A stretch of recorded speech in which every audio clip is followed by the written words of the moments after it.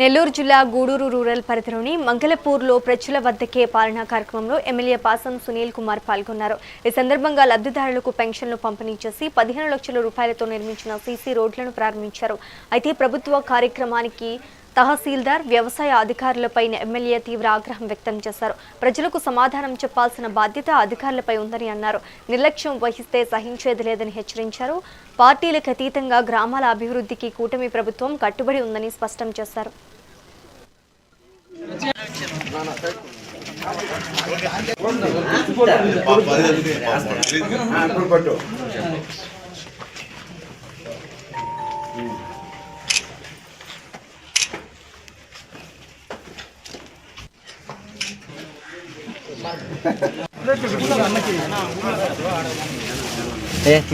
అర్జున్ సరే ఏనా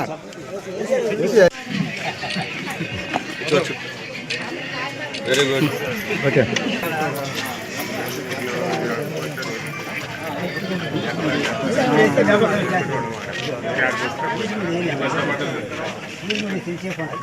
చాలా బాధాకరమైన విషయం. ఇది మంచి పద్ధతి కాదు. ఈ విషయాన్ని కలెక్టర్ గారికి కూడా కంప్లైంట్ చేస్తాను, ఎంఆర్ఓ గారి పని చెప్పి కూడా నేను తెలియజేస్తున్నా. అలాగే అగ్రికల్చర్ వాళ్ళు కూడా ఇక్కడికి వచ్చినట్లేరు. ఎందుకంటే ఈరోజు రైతు ఎన్ని ఇబ్బందులు పడుతున్నారో ఇక్కడ గ్రామాల్లో తిరుగుతున్న మాకు తెలుస్తుంది.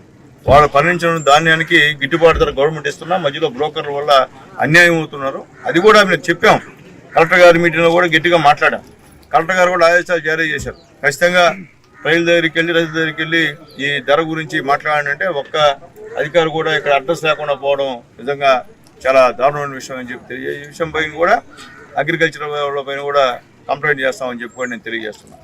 ఎందుకంటే 2 సంవత్సరాలు అయిపోయింది, ఇంకా మీరు ఇట్లా మొద్దు నిద్రపోతుంటే మంచి పద్ధతి కాదని చెప్పి అధికారులు తెలియజేస్తాను. ఎందుకంటే ఎల్లకాలం పేదరికం ఉందంటే దానికి కారణం మీరే, మీ వల్లే ఇక్కడ తయారైంది.